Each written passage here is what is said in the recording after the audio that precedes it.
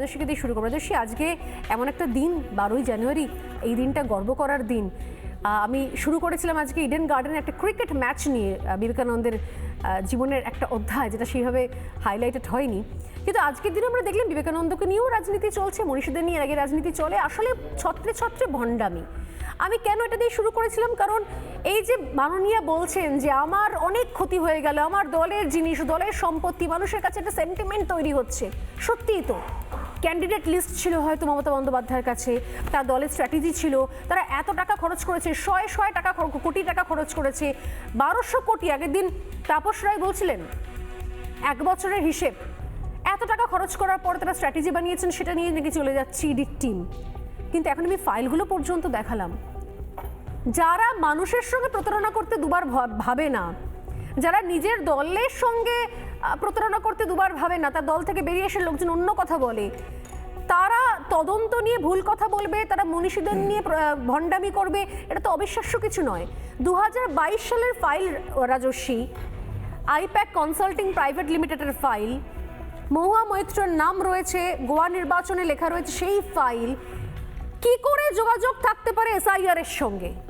কি করে এসআইআর এর নথি নিয়ে যাচ্ছিল মমতা বন্দ্যোপাধ্যায় বলতে পারলেন? সমস্ত 2021-22-এর ফাইল তিনি নিয়ে এসছেন, ইনস্ট্রাকশন দিয়েছেন, এবং সেখানে travels and tours private limited রয়েছে, সেখানে যুব কল্যাণ ক্রীড়া দপ্তরের নাম রয়েছে। এই ফাইলগুলো বলুন মাননীয়া, কি করে এই ফাইলগুলো হলো এসআইআর এর ফাইল? কি করে এই ফাইলগুলো হলো দলের ক্যান্ডিডেট লিস্টের ফাইল? এটা কি করে সম্ভব রাজস্বী? প্রথম কথা, স্বর্ণালীদি,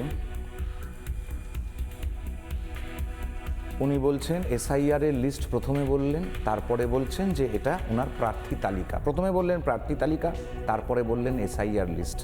তুমি স্বামী বিবেকানন্দের কথা যখন বলছো, তখন আমাকে বলতেই হয় যে স্বামী বিবেকানন্দের পা ছুঁয়ে প্রণাম করেছিলেন বিপ্লবী হেমচন্দ্র ঘোষ বলে তিনি গান্ধীজির পদস্পর্শ করতে আর চাননি, কারণ পিঠে তার অগ্নিস্পর্শ স্বামী বিবেকানন্দের আছে বলে। আরেকজন ছিলেন হেমচন্দ্র কানুঙ্গ, হেমচন্দ্র দাস। তিনি স্বামীজিকে জিজ্ঞাসা করেছিলেন যে আমার মাকে যদি কেউ অপমান করে আমি কি করব? স্বামী বিবেকানন্দ বলেছিলেন মেরে ছিঁচে দিবি মুষ্টি পাকিয়ে। আজকে সেই দিনে সেই মানুষটা, তাকে যেরকম অপমান করছেন, মমতা বন্দ্যোপাধ্যায় যে রিপিটেড মিথ্যা কথা বলেন, উনার প্রতিটা কথা মিথ্যা, সেটা শোভনদেব চট্টোপাধ্যায় থেকে আরম্ভ করে, মানে জল শোভন যিনি আছেন, শোভন চট্টোপাধ্যায়, তিনি থেকে আরম্ভ করে প্রত্যেকেই যারা দল থেকে বেরিয়েছেন, বেরিয়ে বলে দিয়েছেন। সোনালী গুহর বক্তব্যগুলো শুনুন, আপনি পরিষ্কার বুঝতে পেরে যাবেন। মমতা বন্দ্যোপাধ্যায় গুছিয়ে মিথ্যে কথা বলছেন, এই নিয়ে কোনো দ্বিধা নেই, কোনো কিছু নেই। অনেকে প্রশ্ন করছেন কেন্দ্র সরকার কি করছেন, এই প্রশ্নের জবাবটা আমাকে দিতে হবে, তাই আমি তোমার প্ল্যাটফর্মের মাধ্যমে বলছি। মমতা বন্দ্যোপাধ্যায় কনস্টিটিউশনের শপথ নিয়ে মুখ্যমন্ত্রী হয়ে কনস্টিটিউশনকে অপমান করেছেন, কনস্টিটিউশনকে ভেঙেছেন। কনস্টিটিউশনাল মেশিনারি পশ্চিমবঙ্গে যে কোনো রকমভাবে অ্যাপ্লিকেবল নয়, তার মানে এটা নয় যে কেন্দ্র সরকারকেও ঠিক সেই কাজটা করতে হবে। আইন মাফিক মমতা বন্দ্যোপাধ্যায়ের সরকার এবং মমতা বন্দ্যোপাধ্যায় তথা তার সঙ্গে যারা সেদিনকে এই লুটমারগুলো করেছে, তাদের বিরুদ্ধে যা যা গণতান্ত্রিক উপায়ে ব্যবস্থা নেওয়ার, সেটা ব্যবস্থা নেওয়া হবে।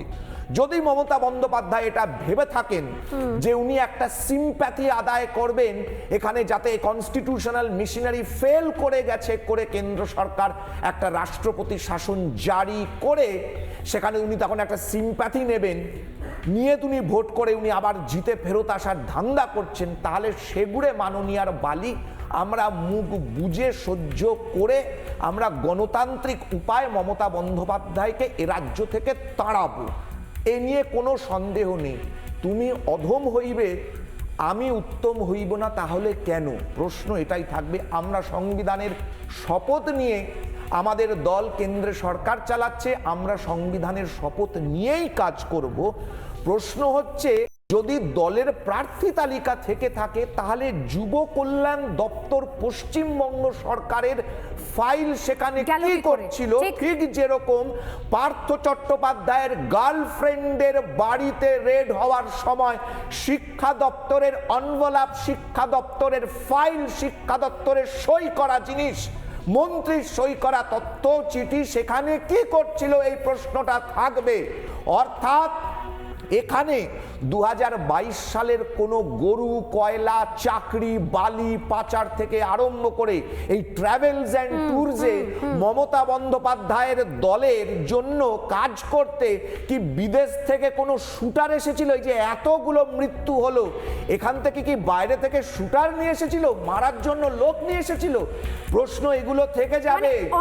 নানা ধরনের কন্টেন্ট দেখার জন্য লাইক করুন, শেয়ার করুন আমাদের ফেসবুক পেজ, সাবস্ক্রাইব করুন আমাদের ইউটিউব চ্যানেল। পাশাপাশি অন্যান্য ব্রেকিং নিউজের জন্য অবশ্যই চোখ রাখুন রিপাবলিক বাংলায়।